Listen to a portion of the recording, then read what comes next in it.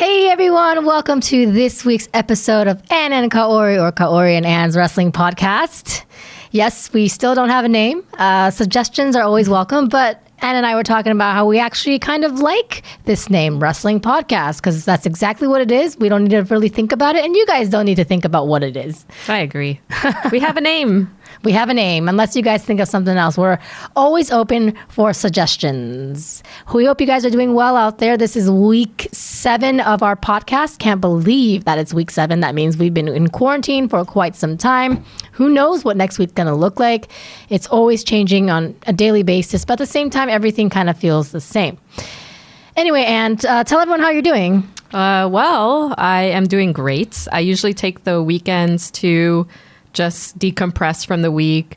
This is my 3rd week at a new job, so it's been very stressful during the week, but the weekends are for you, right? So trying to treat it as much as I can, as I would have treated a regular weekend if we weren't in quarantine.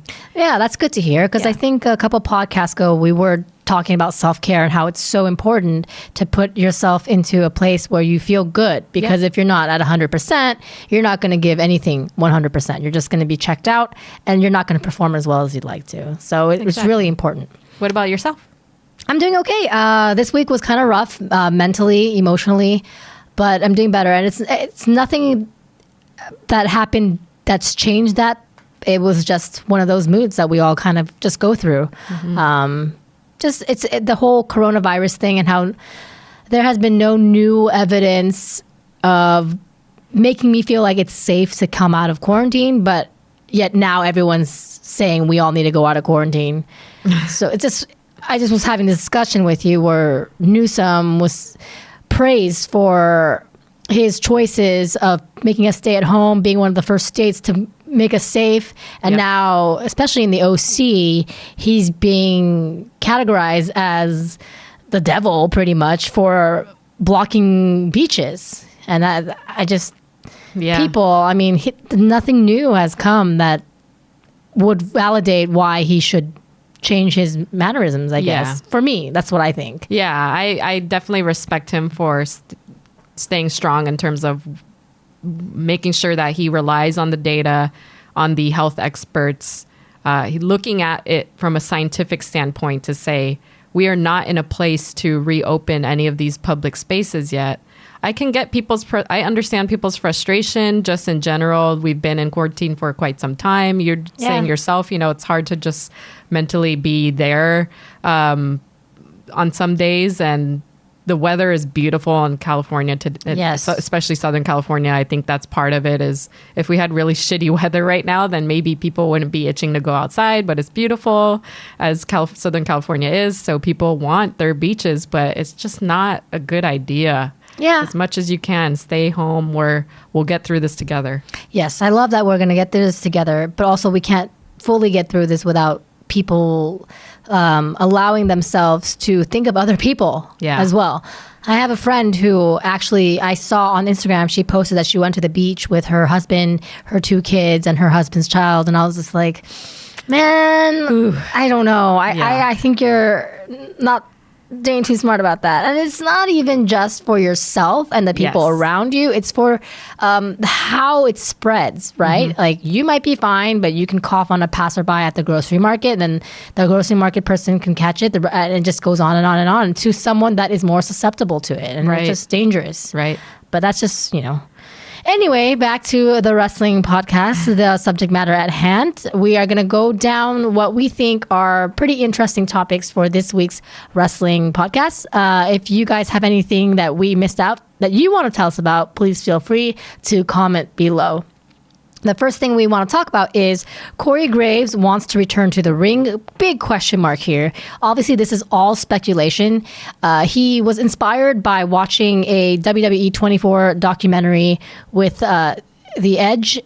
Oh my God. Adam Edge, right? Crazy. Yeah, I know.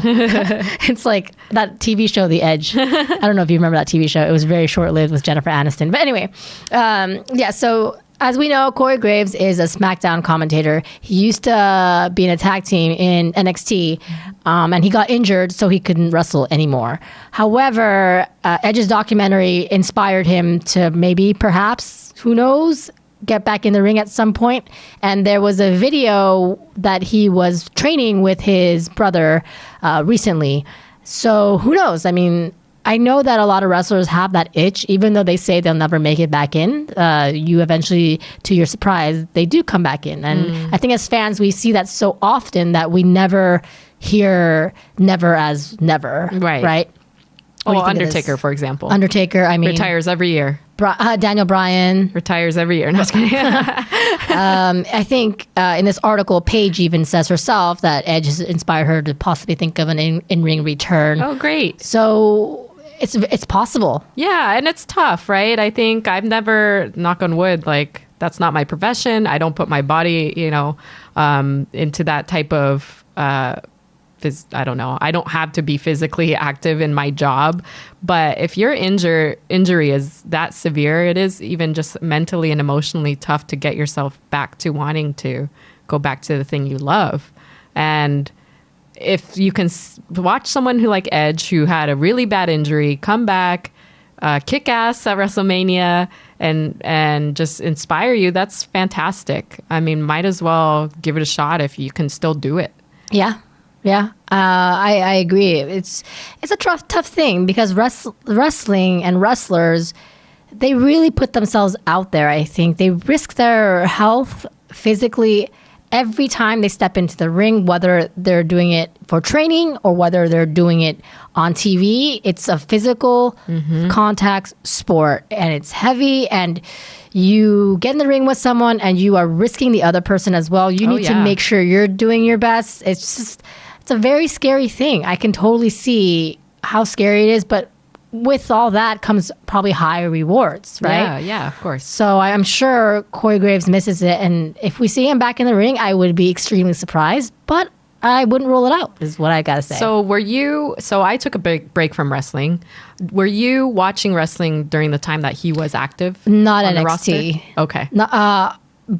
Bought like parts of NXT, but not NXT. I'm curious, like, what his style is. I guess maybe we should go look at some old Corey Graves matches and just see, just in case he comes back. Yeah. I mean, obviously, he must have been pretty good where they wanted to put him in commentary, which I don't know. I mean, I think he's great as a commentator. Oh, he's one of the best ones. Absolutely. He riles up the sport and he makes people respond. He brings up the heat. Yeah. So you need that personality. So I would be sad to see him go away. Yeah, I mean, maybe it doesn't have to be one or the other. I mean, MMA is a perfect example. UFC, Daniel Cormier is a great announcer, yet he is heavyweight champion, for example, right? And he's still actively fighting. He just won't commentate his own matches. Yeah. So maybe Corey Graves, if he does come back, there's some opportunity for him to do both, because to your point, he's a great announcer as well. Yeah, he's really good. All right, so next up, we have two injuries that were reported. The first one is Kevin Owens, who apparently sustained an injury during WrestleMania with his match against Seth Rollins. He, I think, injured his ankle. Yeah. Which I remember that part of the match, and I was wondering if that was actually a real injury or not. I mean, do you recall? He was limping around after, and that was a really good match. I mean, he was jumping off the freaking high rise. Like, Kevin Owens always puts his body on the line when he wrestles, so it's unfortunate that he got injured, but I'm also not surprised that he actually got injured. That's exactly what we were just talking about. Like, every single time they wrestle, they are putting themselves at risk for the sport. Injury happens quite frequently, unfortunately, and then they're out of action. So whenever we hear this, it's sad because we love seeing our superstars, but we're also not that surprised because of the nature of the nature of wrestling.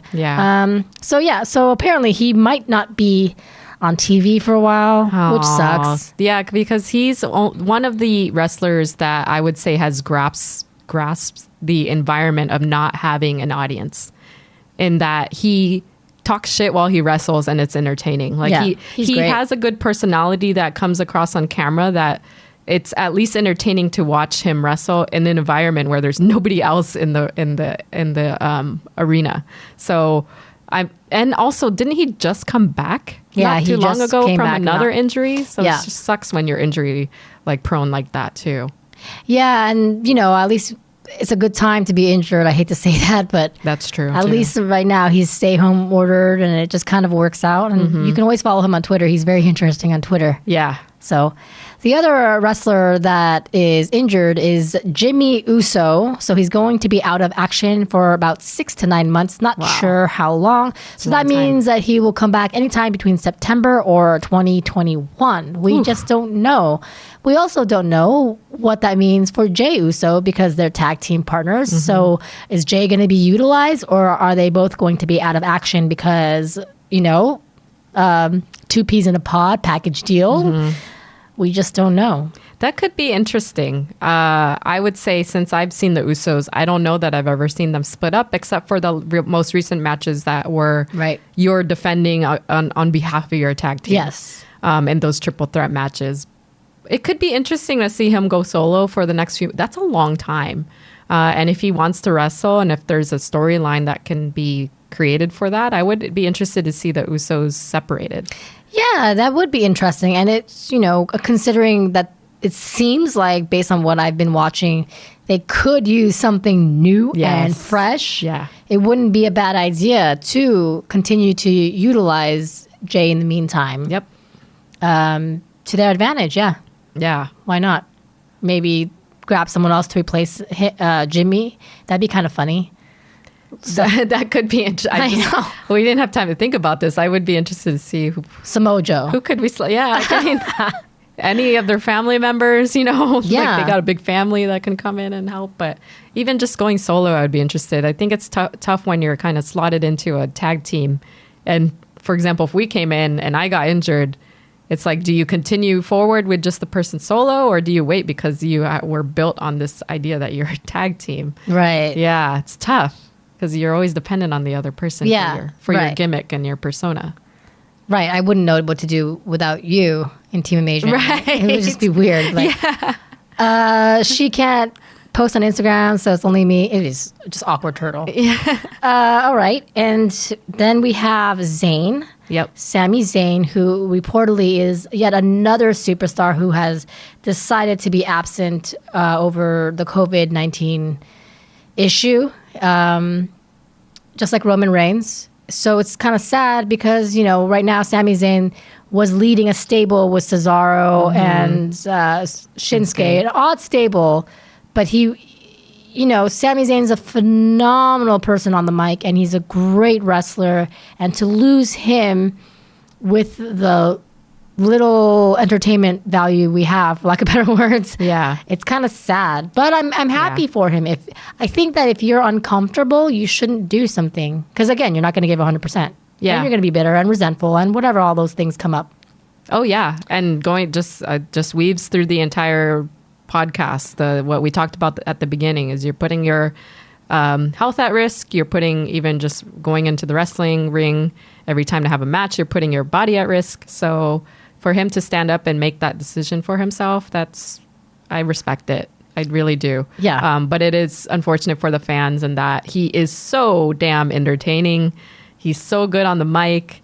He made that awkward trio work for whatever reason. Now we're stuck with Baron Corbin in that threesome. Again. And I'm just like, why? Like, you can't put Sami Zayn and then take him out, and then Baron Corbin, who, in my opinion, is the opposite in terms of personality. I think it's funny because when we were watching SmackDown, I think it was SmackDown, you were talking about what would work for Baron Corbin. Yeah. And I just said nothing. Or I just couldn't think of anything that would potentially... like what gimmick? Like, could we think of something else that he would fit in? Because this whole King of the Ring thing right now is just dumb. Sorry. It's just so silly. It just never works. Because if you're supposed to be King of the Ring, you're supposed to really be King of the Ring. I think it worked with Booker T for a little bit, but that was about it. Yeah. And it just feels too long. Like, just Yeah, You they know? hold it for a long time. What was his gimmick before? Like he just came in with that plain like clothes. He was like the wolf. He looked like an kind of accountant or something. And then he became manager for a while. See, but yeah, I don't know. Think of something. What do you guys think? Maybe there's a gimmick that you think would work better with Baron Corbin. Because I don't think he's a terrible wrestler per se. It's just his gimmick is so silly. For a while, I thought he would be a really good person to hate. But now he's not even a good person to hate. No, it's just annoying. Blah. Yeah. Uh-huh. Okay. Next topic is Jeff Hardy, talking about potential matches and feuds, ideas for going up against Bray Wyatt. And he mentions that he likes the idea of doing one of those Fire Funhouse things again, or because now that they have limited audience members, they can kind of be more creative and use cameras and editing and all that stuff. So he's very open to that. And what do you think, Anne? I think it's interesting. I think the whole Funhouse gimmick is great because you don't have to build that much storyline. You can just automatically say, okay, now here's Bray's next victim. I'm surprised that they're going to put Jeff and Wyatt in a match together. I thought it might be somebody else. I'm not sure how you feel about it. I guess it's the easiest path. I just don't see why. I mean, I think maybe because Jeff is he's locked down as one of the favorites. So people want to see him wrestle even no matter what. And they want to push Wyatt right now is my only guess. Yeah. Yeah, I mean, Wyatt is the only kind of gimmick that you could bring somebody in that quickly and bring somebody up that fast. Yes. Without little to no storyline in terms of having to have any build-up. I would want to see somebody, though, that is a little bit better matched wrestling-wise for Jeff. Like even Ricochet. I know that sounds odd, but they both have that high-flying style. I don't know how quickly Jeff can move nowadays. He's a little bit older. But it would be nice to see somebody just a better match wrestling wise. Right. You want to see someone that's more like the kind of wrestler that Jeff is. Yep. Is what you're saying. Yeah. Yeah.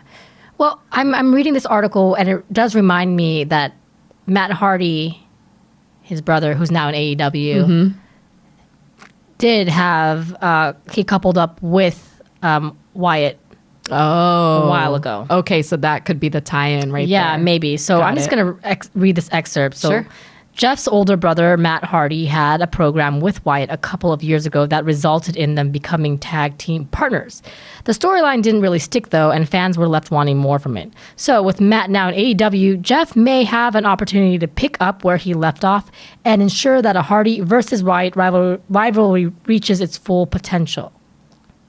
So maybe they were feuding? I don't remember this at all. Yeah, I don't either. But if that's the case, then I can see how they can tie it in with Jeff. But I just don't think that they need to have a storyline to tie it in with Jeff. No, I don't think so either. Matt's fine on his own. Yeah. It's not a thing. All right. And then the last topic before we kind of talk about what happened last week in the big three is Ring of Honor cancels all June events. Not a big deal. Just kidding. No, I mean, the thing is, like, Ring of Honor is apparently getting their asses kicked anyways from AEW, even New Japan. They're not doing too hot, so it's not much of a surprise that Ring of Honor had to announce that they need to reschedule or cancel their events through June due to the virus. It's just interesting because a lot of wrestling companies have to do the same thing while others are still trying to stick ahead, you know? Yeah. The decisions each of these companies is making is interesting. It exposes kind of what their leadership, what their business mindset is. Right. So we have WWE that's still airing stuff, AEW that's still airing stuff. Although AEW canceled their pay-per-view this month. Good for them. So that Double or Nothing that they were going to have in Las Vegas. That would be their year anniversary. Yep. They are either just straight canceling it or postponing it to 2021. Okay. Yeah. I mean, that's the thing, though. We all have to comply with all the changes that are happening during this pandemic. Mm-hmm. And people are arguing, well, this is my rights. That it's not about that. We're in war. Yeah, it is. It is war. And, in 3 months of this pandemic, it's killed more people than 9 years of the Vietnam War. Yep. So people need to put that into perspective. Oh, yeah. These rules and regulations are to protect everybody. It's not, we're not going to give you rights to go to the grocery store. It's not about that bull. Right. It just frustrates me because I'm seeing more and more people being less strict about wearing masks, not really caring as much. And it just, people, I don't know, maybe it's because I'm from California. It's very selfish. Yeah, I find it just really, really frustrating. All right, so that was some of the topics, and actually had a really good topic that she mentioned to me while we were working out. Oh, this is a little more what we would say in Tagalog, chismis. Okay. Which that translation, I believe, is like gossip. Okay, gossip. Gossipy. So here is the section where we talk about gossip news. So I saw there was a video release, and I don't have the article pulled up, but one of Macho Man's former girlfriends confirmed that Macho Man indeed slept with Stephanie McMahon when she was 17 years old. I have never heard this rumor before, but it's been around, I guess, the wrestling rumor mill, that's the reason why Macho Man was not inducted into the Hall of Fame by Vince when he was alive, because there was this vendetta that Vince had against Macho Man for sleeping with his daughter at such a young age. So I don't know the girlfriend's name, but she was with Macho Man maybe in the early 2000s. And she said that they were on the beach, they were high on ecstasy, and ecstasy kind of being the pill that is like more like a truth serum. She, in the conversation, said he basically just came out and confirmed, yeah, that happened. He forgot he had told her, because the next day he asked her, did I tell you anything? Oh my gosh. On the beach? And she kind of just smiled and nodded and said, yeah, you told me. And he knew exactly what she was talking about. So, interesting. very interesting. Yeah, I'm actually pulling this up right now because I never heard about this until you told me. Yep. So I'm looking at Ringside News, and the headline is New Information Surfaces About Stephanie McMahon and Randy Savage's Rumored Relationship. So I guess that was a thing. Bless you. Thank you.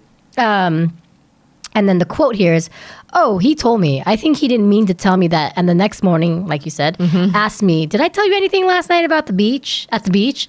I said, you sure did. You know exactly what you said. And he said, shh, S-H-I-T. You know what I mean? Because it was kind of like the truth drug. Once he got on that, he started telling me everything, and it is what it is. You know, he knows she knows what it all was. Sure. So I guess this has happened, but I'm curious to see if there's going to be a response to that. If I were Stephanie McMahon, I would never admit it, ever. Yeah, I would just keep my mouth shut. Ever. Yeah. And it even says here, odds are Stephanie McMahon isn't going to spill the beans. So yeah, we'll just never know. No, and that's fine. It's it's fine. It's very interesting. Very interesting. Okay, so let's move on to a little bit of result recaps. Sure. So Ann and I watched Raw, NXT, and SmackDown.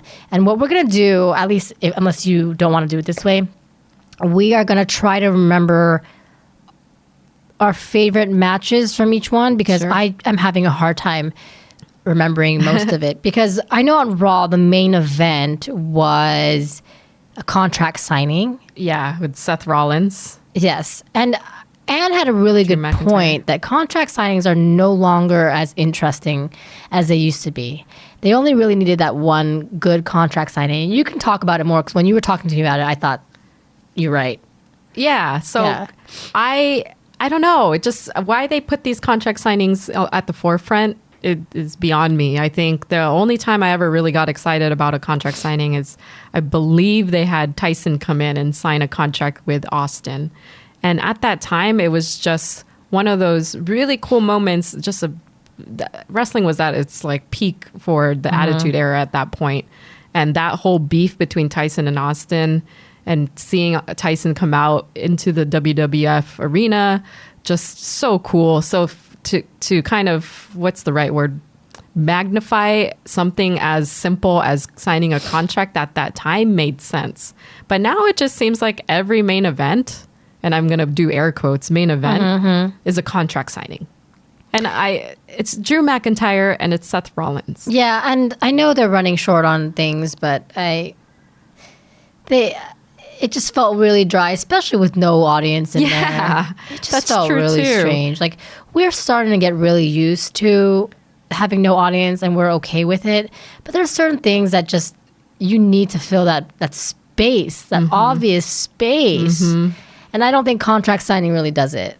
Right. I mean, it just happened, a few weeks ago when Undertaker was supposed to sign the contract too. Yes. And then it was just, I was just watched that part, like, what was the whole point? Yeah. We're like, we're not going to see a match until when? And I don't know, but they're trying to build up for Money in the Bank, and that's the best they can do for now. I'm excited to actually see that pay-per-view, though. I will say, and Anne's going to be like, why are you throwing me under the bus? Because I think this is more interesting than the contract signing, is while they were signing, Anne asked me, who would I rather? Yes, this is a much better question. Much better. That's how much I was distracted by, yes, I said, would you rather with Drew or with Seth? And I said, hands down, Drew. And I was on Team Seth, so it's fine because we will never fight over the contract signer. We would always be like, remember I said Drew? And you'll be like, remember I said Seth. So when that day happens, we'll never fight about it. This is what women think about when the entertainment on Raw or whatever is boring. The things and it's only fair because every time like one of the girls come out, I'm sure you fellas are thinking about like how hot they look because they're half naked most of the time. And to be fair, these men are half naked, so fair game for everybody. It is. Good point. Here. And they were wearing suits. Well, Drew wasn't, but he looks good anyway. And let's talk about Samoa Joe was also on commentary, which was cool. To see him. Yep. He's actually really good on commentary. Yeah. I kind of like it when he's there. And it's I always get surprised when somebody new comes in because I'm like, oh, did they fly in? Were they already in town? And now they're just using them in the production. I don't know, but it is nice to see him. And they're using a lot of more backstage stuff. So on Raw, we had Charlie Caruso, who was getting hit on, I think. Was it on Raw? Or was it? She was getting hit on. And then we had Andrade versus Cruz twice. Times two. Yeah. So it wasn't the best show. No. It could have been worse. But probably another show that wasn't that great also was NXT. Yep. Here's the funny thing. For a while, Ann and I were watching NXT like March 24th episode. And didn't even realize And we're like, why? Didn't this happen? Why is Io trying to get the ladder? I honestly didn't. Yeah. And I didn't notice. I think Kaori is the one that noticed. She's like, I swear I saw this match already. I swear. Wait, we're having heart versus heart again. This is something we've done before. But anyway, so NXT. I don't remember anything from it, so I need to look at what happened. 50% of it was older matches that they replayed. That's right. So they had replayed Finn Balor's match. They had replayed, I think, Charlotte's match and NXT. They had Oh no, this is 2019. Okay, but I believe Io Shirai did win. Yeah, the ladder match, confirming that she will be at Money in the Bank in that tag, 6 women tag match or whatever it is, and going to end up being. Yeah, I mean, I do remember there were signs for TakeOver, so I'm just like, are they going to have a TakeOver too? Am I missing something? I don't know. That's just strange. Alrighty, and then we had SmackDown, which I'm trying to remember. We had Corbin, which wasn't that great. Corbin won. Corbin won. Then we had what's his name again? Why do I forget? Matty Moore. Otis. Otis won. Hell yeah. We love Otis. I know. I'm a big Otis fan. Yeah. I don't know what it is about Otis, but I just love it. And it was actually a pretty good match Yeah, it was. against Ziggler. Ziggler, yeah. That was a good match, and it was the main event that we almost missed. And then there was Sasha Banks. Yep. Who just looks stunning each time. Yeah. And Tamina's back. Oh, I mean, let's talk about these outfits because I have to say, some of these outfits make me uncomfortable. And I'm going to go back to Raw. Yeah, go ahead. Zelina Vega I'm was. surprised you forgot about thought that. of that. I just. She looked good from the top up. She looks good all the way, but her top was great. Yeah. And then she was wearing like the String pants. tallest stripper shoes to go down a ramp. Yeah, It was scary. that was the point where I'm like, come on. Yeah. You know? I don't know. Maybe that there's limited shops that are open right now in Orlando. Yeah, I mean, you did point out that a lot of them are starting to get that like Florida look. Yeah. Right? Like high ponytail, really Yeah. long weave, Yeah. dark makeup, tan skin. Yeah. I just felt uncomfortable because I thought she was going to fall over. Yeah, I think it was more, I was concerned about her safety. Yes. More than anything. Like, oh, this girl's going to break her ankle. walking Right. down the Yeah, ramp. that's what you said. So, yeah. So, what else was on SmackDown if you can think of anything that stood out for you? Right? There was another good match, I want to say. But now it's eluding me. I know you like that Baron Corbin stuff. Yeah, he's my favorite. That's why you keep talking about him. No, I'm just It kidding. was really for sure it was the Otis thing because I am so glad that they're pushing him. Well, I know you were briefly confused about Mandy's roommate. I forgot her name. Sonia. Oh, Sonia her Ziggler. But they're association. just super friends. Yeah. Um, Oh, we had Sheamus. that's right. Sheamus came back. Yep. Which He's is looking a slender. squash match too because the guy that he was going against was like, Oh, my God. You said he's like he's half his size. It was hilarious because Sheamus lost a lot of weight. And this Yeah. guy was half his size, literally like his leg. Yep. And then I know there was that Mandy Sachs. Carmella, which was great. Yep. That was a good match. I like those two. Mm-hmm. And then, Big E. But I don't know who this guy is. Big E fought. So okay. Well, yeah, so that's kind of what kind of happened. Let us know if there was anything that you thought was interesting in any of the big three or any other kind of things that are going on in the wrestling world today, whether it's WWE, AEW, New Japan, Ring of Honor, whatever you want to talk about, Impact Wrestling. Please throw us a line because we want to hear it. In the meantime, guys, stay safe. Think of others. We're all in this together, like Ann said. And you can also follow us at Team Amasian, but you can follow us separately as well at Where For You, Ann. you can follow me on Twitter and Instagram at Ann Campia. And you can follow me at KAORIOUS. Thanks again, guys. We'll see you next week or hear kind of from you. You'll hear from us next week for Wrestling Podcast. The Wrestling Podcast. The Wrestling Podcast, episode 8. We'll catch you guys later. Take care. Bye.